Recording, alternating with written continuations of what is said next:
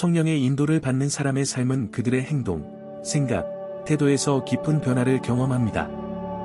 성령으로 인도받는 사람들은 내적인 변화를 경험할 뿐만 아니라 그 변화를 통해 신앙과 하나님에 대한 헌신을 반영하는 특정 습관들을 드러냅니다. 이 글에서는 성령 한 사람의 특징적인 6가지 습관을 탐구할 것입니다. 이러한 습관들은 그들의 삶에 신성한 영향력을 증명할 뿐만 아니라 주변 사람들에게 빛과 희망의 등대 역할을 합니다. 이 영적인 발견의 여정을 함께하며 당신도 하나님의 목적에 더 부합한 풍요로운 삶을 살기 위해 이러한 습관들을 기를 수 있는 방법을 알아보세요. 예수님이 부활하신 후 제자들을 떠나실 때 하나님께 기도하여 성령의 위로자를 보내겠다고 약속하셨습니다. 이 약속을 이루기 위해 제자들은 오순절날에 성령을 받았습니다. 그러나 이 약속은 제자들만을 위한 것이 아니었습니다. 하나님의 모든 자녀들이 이 축복에 참여해야 합니다. 성령을 받은 그리스도인은 말로 다 할 수 없을 만큼 축복받은 사람입니다. 단순히 방언을 말하는 것을 넘어서죠. 성령을 받은 후 제자들의 삶에서 일어난 변화와 능력, 지혜와 자신감을 기억할 수 있을 것입니다. 하지만 불행히도 오늘날 많은 그리스도인들이 이를 경험하지 못하고 있으며 방언을 할 수 있다는 이유만으로 성령을 받았다고 주장하는 사람들 중 많은 이들이 여전히 변하지 않은 삶을 살고 있습니다. 디모데후서 3장에 나오는 것처럼 경건의 모양은 있으나 그 능력은 부인하는 삶을 살고 있는 것이죠. 그렇다면 당신이나 가까운 사람이 성령을 가지고 있다고 어떻게 알 수 있을까요? 물론 이 마지막 시대에는 다양한 영들이 있습니다. 성경은 마귀가 자주 빛의 천사로 변장할 수 있다고 기록하고 있죠. 사랑하는 여러분, 오늘날 교회에서 방언을 하고 마귀의 영 아래서 활동하는 사람들이 많을 수 있습니다. 그래서 당신은 하나님의 성령을 가진 사람을 분별할 수 있어야 합니다. 이를 위해 금식하고 기도할 필요는 없습니다. 성경 시대부터 지금까지 하나님의 성령을 받았다고 주장하는 사람들의 삶의 방식에는 일관성이 있습니다.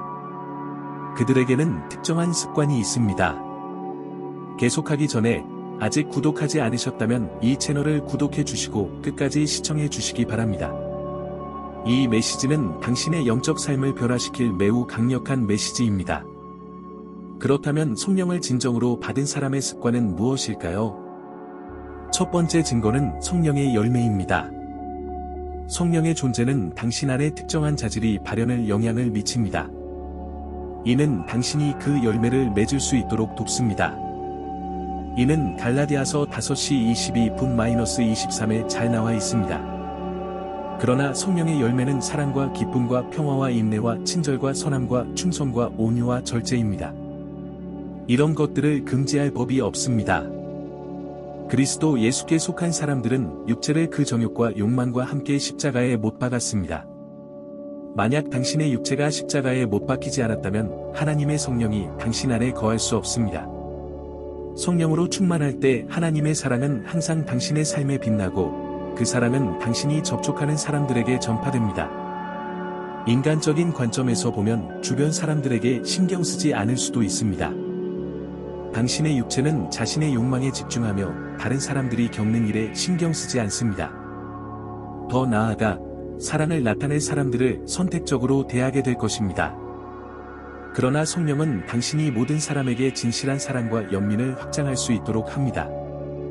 믿음, 인종 또는 출신에 관계없이 말이죠. 그리고 당신의 행동이 성령과 일치할 때 당신은 무조건적으로 다른 사람들을 섬기고 공감하게 될 것입니다. 결과적으로 당신은 당신의 세대의 밝은 빛이 될 것입니다. 인생의 폭풍 속에서 믿음, 기쁨, 평화는 어떻습니까? 믿음은 존재하지 않는 것을 믿도록 강요합니다. 하나님을 신뢰하기 위해서는 하나님의 은혜가 필요합니다. 이 신뢰는 성령이 당신의 삶에 있을 때 옵니다. 성령은 당신의 삶에서 산을 움직일 믿음을 일으킵니다. 하나님을 신뢰함으로써 당신은 두려움에서 벗어나 혼란 속에서도 평화와 기쁨을 경험하게 됩니다. 이는 모든 것이 당신이 원하는 대로 될 때 느끼는 평화와는 다릅니다. 대신 문제 주변에 있을 때도 이 평화를 느낍니다. 당신은 굳건하고 자신감 있게 서 있을 것입니다. 또한 하나님이 모든 것을 주관하고 있음을 알고 희망을 가질 것입니다. 이 평화는 당신의 마음을 지켜줄 뿐만 아니라 상황에 상관없이 지속되는 기쁨을 가져다 줍니다. 이 기쁨은 고통, 시련, 슬픔에도 불구하고 지속됩니다. 그리스도께서 모든 것을 이기셨다는 확신에서 비롯되며 다른 사람들을 당신의 평화와 기쁨의 근원에 대해 물어보도록 끌어들이는 데 크게 기여합니다. 이는 하나님께 이끄는 훌륭한 도구입니다. 그러나 하나님의 사랑하는 자녀여, 이것이 당신의 현실이야. 니거나 가까운 사람의 현실이 아니라면 하나님께 더 가까이 나아가 그의 성령을 구해야 할 신호일 수 있습니다. 두 번째, 하나님의 말씀과 그의 임재, 그리고 기도에 대한 채울 수 없는 갈망입니다. 사랑하는 여러분, 기도 중에 성령과 진지한 대화를 한 마지막 시간을 기억할 수 없다면 성령을 가지고 있다고 주장할 수 없습니다. 마찬가지로 성령을 가지고 있다고 주장하는 사람 근처에 있지만 일관된 말씀과 기도 생활이 없다면 조심해야 합니다. 성령으로 충만할 때 그는 하나님의 말씀에 몰두할 강한 열망을 불러일으킵니다. 예수 그리스도께서 제자들에게 성령에 대해 말씀하실 때 성령이 그들에게 모든 것을 가르칠 것이라고 하셨습니다. 성령은 당신이 말씀을 공부할 때 하나님의 말씀에 대한 지식을 넓히고 성경의 깊은 신비를 열어줍니다. 시간이 지남에 따라 당신은 하나님에 대한 지식이 매일 증가하는 것을 목격하게 될 것입니다. 그는 또한 기도 생활을 강화시키며 하나님과의 교제가 필수적임을 이해하도록 인도합니다. 로마서 8시 26분에서 사도 바울은 이와 같이 성령도 우리의 연약함을 도우시나니 우리가 마땅히 빌바를 알지 못하나 성령이 말할 수 없는 탄식으로 친히 우리를 위하여 간구하시느니라 라고 말합니다. 성령은 하나님의 인도에 민감해지도록 도우며 열렬한 기도를 통해 인도와 이해를 구하도록 도와줍니다. 세 번째, 영적 은사의 활성화입니다. 성령은 당신을 영적 은사로 무장시켜 하나님을 섬기고 다른 사람들을 그에게 인도할 수 있도록 합니다. 성경은 고린도전서 4대7에서 은사는 여러 가지나 성령은 같고 직임은 여러 가지나 주는 같으며 또 사역은 여러 가지나 모든 것을 모든 사람 가운데서 이루시는 하나님은 같으니 각 사람에게 성령을 나타내심은 유익하게 하려 하심이라 라고 말합니다. 성령이 당신에게 예언, 치유, 가르침, 분별력 등 은사를 주시면 당신은 그것을 활성화하고 작동시켜야 합니다. 그러나 이러한 은사는 당신의 높임을 위한 것이 아니라 그리스도의 몸을 위한 것이며 하나님의 영광을 드러내기 위한 것입니다. 네 번째, 죄에 대한 승리입니다. 죄 가운데 사는 사람은 종속 상태에 있습니다. 사도 바울은 성경에서 어떤 행위를 지배하거나 허용하면 그것의 종이 된다고 말했습니다.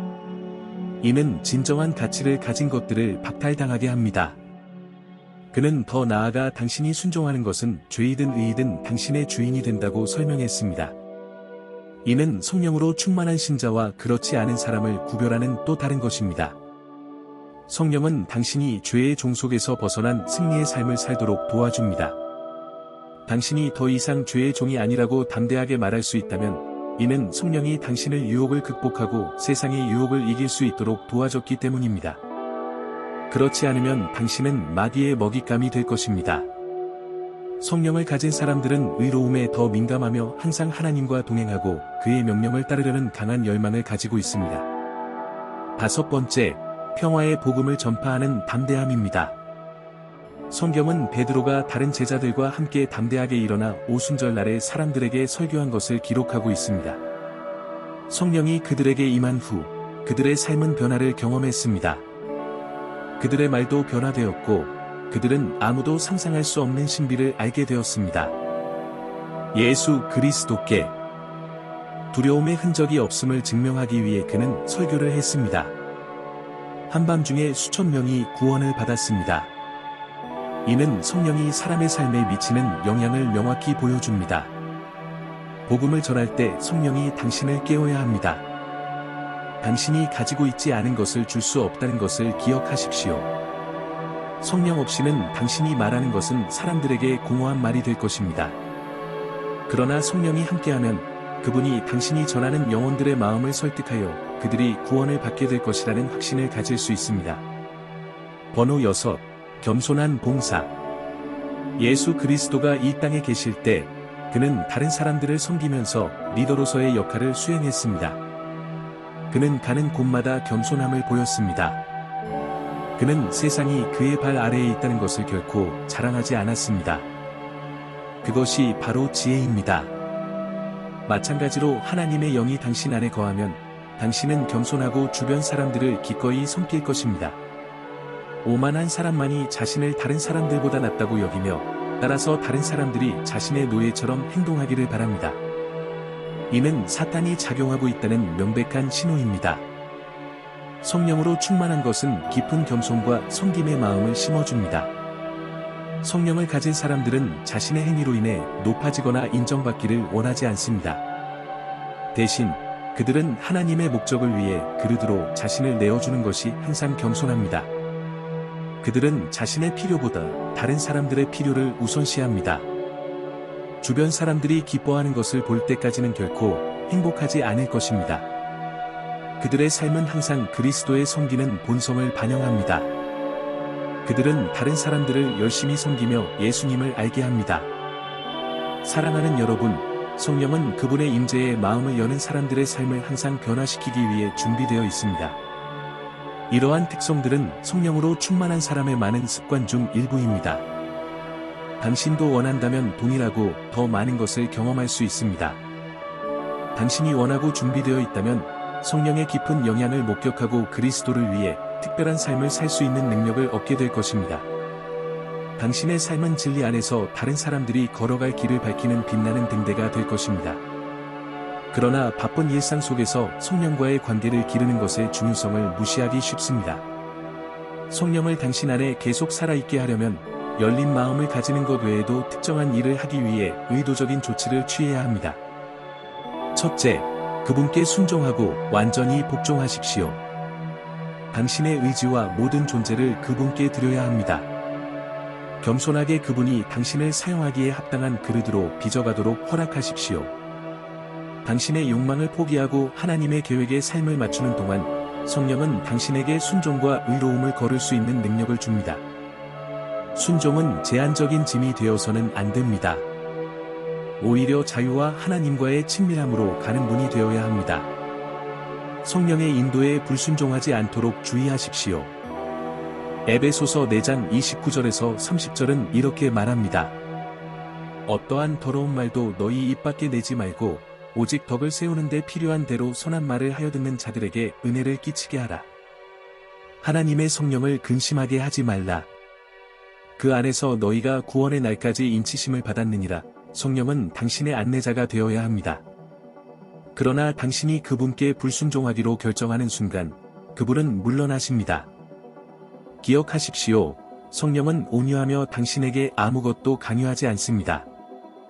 성령은 당신의 일상생활에서 여러 가지 방법으로 당신을 인도할 수 있습니다.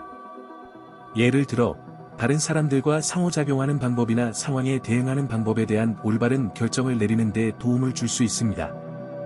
때로는 빌립에게 특정한 길로 가도록 인도했을 때처럼 특정한 방향을 제시할 수 있습니다. 빌립은 지체 없이 듣고 순종했습니다. 그가 그곳에 도착했을 때 그는 에티오피아의 황관을 만나게 되었고 결국 성령은 그를 사용하여 에티오피아의 황관에게 성경을 설명하게 했습니다. 만약 빌립이 이 지침을 무시했다면 어떻게 되었을까요? 중요한 점은 성령이 당신을 인도해야 하며 그렇게 할 때 그는 당신이 하나님을 기쁘시게 하고 그의 성품을 반영하는 삶을 살도록 도울 것입니다. 따라서 겸손하게 그분께 순종하고 그분의 충고를 따르며 당신이 올바른 길로 가고 있음을 확신할 수 있습니다. 결과적으로 당신은 삶의 모든 측면에서 하나님을 기쁘시게 할 수 있을 것입니다. 두 번째, 성령과 자주 소통하십시오. 성령은 영이기 때문에 어떻게 소통해야 하는지 궁금할 수 있습니다.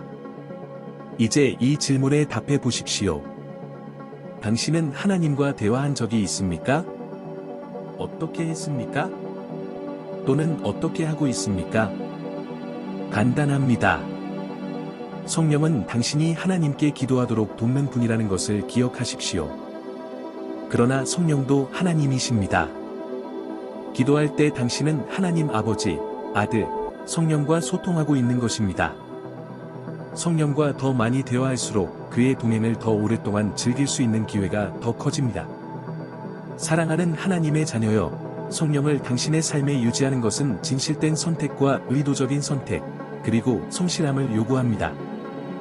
그와 손을 잡고 걸을 때, 당신의 삶은 하나님의 사랑과 은혜의 증거가 될 것입니다. 그리고 이는 성령과의 관계에서 오는 풍성한 축복을 분명히 열어줄 것입니다. 하나님께서 성령을 당신의 삶에 계속 유지하려고 노력할 수 있는 은혜를 주시기를 바랍니다. 항상 그의 인도를 구하고 그의 임재의 변화를 경험하십시오. 하나님이 당신을 축복하시길 바랍니다. 기도합시다. 사랑하는 하나님 아버지, 제 마음은 당신의 변함없는 사랑과 은혜로 가득합니다. 당신이 저희 다치자 제가 아직 살아있는 유일한 이유임을 인정합니다. 저를 위해 싸워주신 모든 육체적, 영적 전투에 감사합니다. 신성한 공급, 보호 및 인도에 감사드립니다. 당신의 이름이 영원히 찬양받기를 원합니다. 제 가족, 친구 및 지지자들에게 감사합니다. 제 삶에 어떤 이유로든 접근할 수 있도록 허락해주신 모든 사람들에게 감사합니다. 제 인생에서 수많은 순간에 넘어졌지만 쓰러지지 않았던 모든 순간에 감사드립니다. 저를 붙들어 주셔서 감사합니다. 당신께 감사드립니다. 제 자신을 당신께 바치고 자비를 구합니다. 당신의 말씀은 제가 죄가 없다고 주장하면 제가 당신을 거짓말쟁이로 만든다고 합니다. 저를 제 죄에서 깨끗하게 해주시고 당신의 피로 저를 씻어 주십시오. 모든 죄악된 습관에서 저를 정결하게 해주시고 당신의 이름을 위한 영광된 그릇이 되게 해주십시오. 제 삶의 모든 지속적인 죄를 당신의 발 아래에 두고 저를 용서해 주시고 다시는 죄를 짓지 않을 은혜를 주십시오. 하늘에 계신 의로우신 하나님, 성령의 선물에 감사드립니다. 위로자를 보내주셔서 감사합니다. 성령님께서 저희 친구이자 인도자가 되어주셔서 감사합니다. 성령을 통해 경험한 변형에 감사드립니다. 당신이 저를 인도하기로 준비한 새로운 방향으로 걷기 위한 새로운 기름 부음을 기도합니다. 저를 장비하시고 다가오는 과제를 위해 저를 강하게 해주십시오. 당신 없이는 저는 아무것도 아님을 인정합니다. 제발 저를 올바른 길로 계속 인도해 주세요. 당신께서 주신 모든 과제를 완수하지 못해 지금 부담으로 느껴지는 모든 과제를 완수할 수 있는 은혜를 주십시오. 제 눈을 당신의 말씀의 진리로 열어주십시오. 당신의 진리가 밝히는 그 진리로 제가 하는 모든 일에 있어 제 삶의 중심이 되게 해주십시오. 아무리 힘들더라도 항상 당신께 집중할 수 있도록 도와주세요. 당신의 이름을 위한 영광을 위해 기꺼이 희생할 수 있도록 도와주세요.